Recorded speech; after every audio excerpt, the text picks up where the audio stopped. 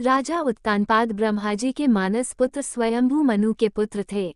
उनकी सनीति एवं सुरुचि नामक दो पत्नियां थीं। उन्हें सुनीति से ध्रुव एवं सुरुचि से उत्तम नामक पुत्र प्राप्त हुए।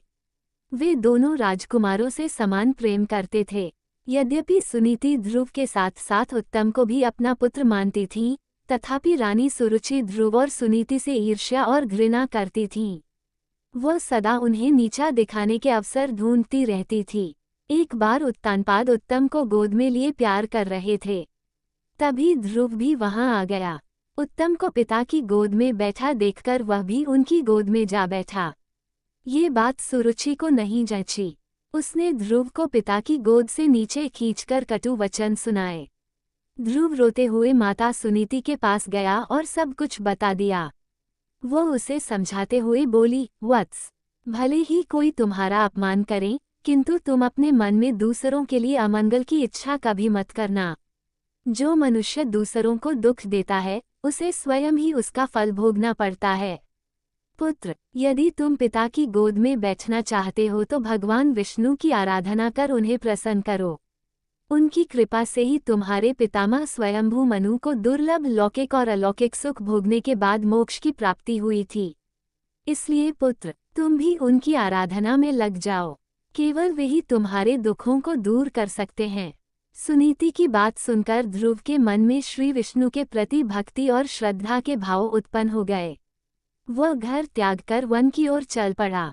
भगवान विष्णु की कृपा से वन में उसे देवर्षि नारद दिखाई दिए। उन्होंने ध्रुव को श्री विष्णु की पूजा आराधना की विधि बताई।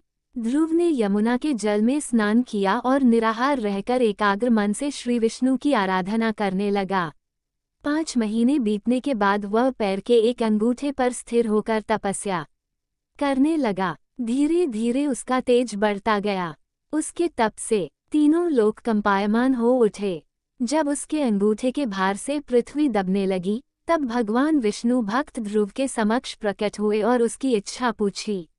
ध्रुव भाव विभोर होकर बोला, भगवन, जब मेरी माता सुरुचि ने अपमानजनक शब्द कहकर मुझे पिता की गोद से उतार दिया था, तब माता सुनीति के कहने आई पर मैंने मन ही मन ये निश्चय किया था कि जो परब्रह्म भगवान श्री विष्णु इस संपूर्ण जगत के पिता हैं, जिनके लिए सभी जीव एक समान हैं, अब मैं केवल उनकी गोद में बैठूंगा। इसलिए यदि आप प्रसन्न होकर मुझे वर देना चाहते हैं तो मुझे अपनी गोद में स्थान प्रदान करें, जिससे कि मुझे उस स्थान से कोई भी उतार न सके। मेरी केवल इतनी सी अभिलाषा है। श्री विष्णु बोले, वत्स, तुमने केवल मेरा स्नेह प्राप्त करने के लिए इतना कठोर तप किया है। इसलिए तुम्हारी निस्वार्थ भक्ति से प्रसन्न होकर मैं तुम्हें ऐसा स्थान प्रदान करूंगा, जिसे आज तक कोई प्राप्त नहीं कर सका।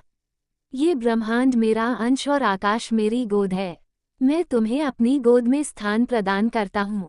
आज से तुम ध्रुव नामक तारे के रूप में स्थापित होकर ब्रह्मांड को न सके। मेरी केवल इतनी सी अभिलाषा है। श्री विष्णु बोले, वत्स, तुमने केवल मेरा स्नेह प्राप्त करने के लिए इतना कठोर तप किया है। इसलिए तुम्हारी निस्वार्थ भक्ति से प्रसन्न होकर मैं तुम्हें ऐसा स्थान प्रदान करूंगा, जिसे आज तक कोई प्राप्त नहीं कर सका। ये ब्रह्मांड मेरा अंश और आकाश मेरी गोद है। मैं तुम्हें अपनी गोद में स्थान प्रदान करता हूँ। आज से तुम ध्रुव नामक तारे के रूप में स्थापित होकर ब्रह्मांड को प्रकाशमान करोगे। इसके आगे श्री विष्णु ने कहा, तुम्हारा पद सप्तर्षियों से भी बड़ा होगा और वे सदा तुम्हारी परिक्रमा करेंगे। जब तक ये ब्रह्मांड रहेगा, कोई भी तुम्हें इस स्थान से नहीं हटा सकेगा।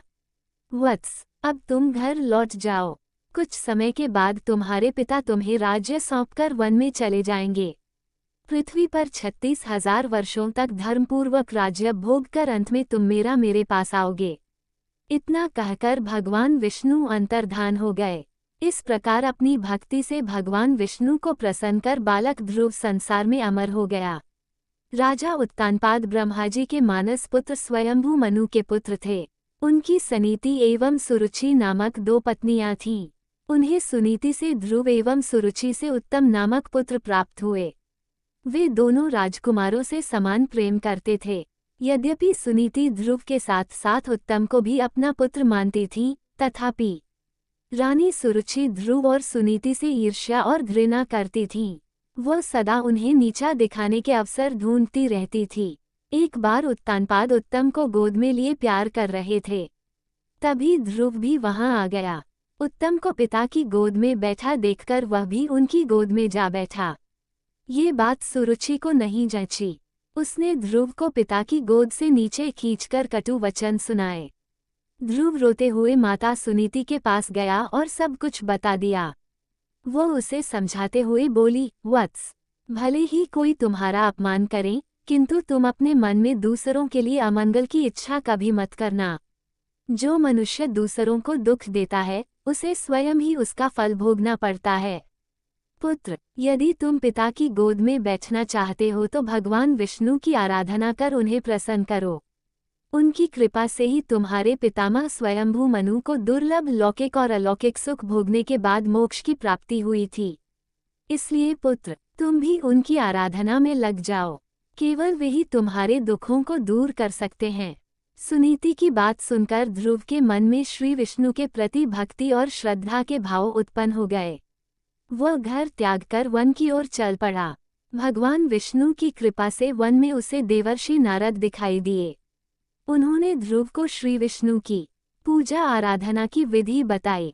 ध्रुव ने यमुना के जल में स्नान किया और निराहार रहकर एकाग्र मन से श्री विष्णु की आराधना करने लगा।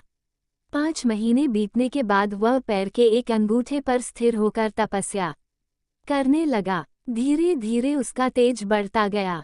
उसके तप से तीनों लोक कंपायमान हो उठे। जब उसके अंगूठे के भार से पृथ्वी दबने लगी, तब भगवान विष्णु भक्त ध्रुव के समक्ष प्रकट हुए और उसकी इच्छा पूछी। ध्रुव भाव विभोर होकर बोला, भगवन, जब मेरी माता सुरुचि ने अपमानजनक शब्द कहकर मुझे पिता की गोद से उतार दिया था, तब माता सुनीति के कहने आई पर मैंने मन ही मन ये निश्चय किया था कि जो परब्रह्म भगवान श्री विष्णु इस संपूर्ण जगत के पिता हैं, जिनके लिए सभी जीव एक समान हैं, अब मैं केवल उनकी गोद में बैठूंगा। इसलिए यदि आप प्रसन्न होकर मुझे वर देना चाहते हैं तो मुझे अपनी गोद में स्थान प्रदान करें, जिससे कि मुझे उस स्थान से कोई भी उतार न सके। मेरी केवल इतनी सी अभिलाषा है। श्री विष्णु बोले, वत्स, तुमने केवल मेरा स्नेह प्राप्त करने के लिए इतना कठोर तप किया है।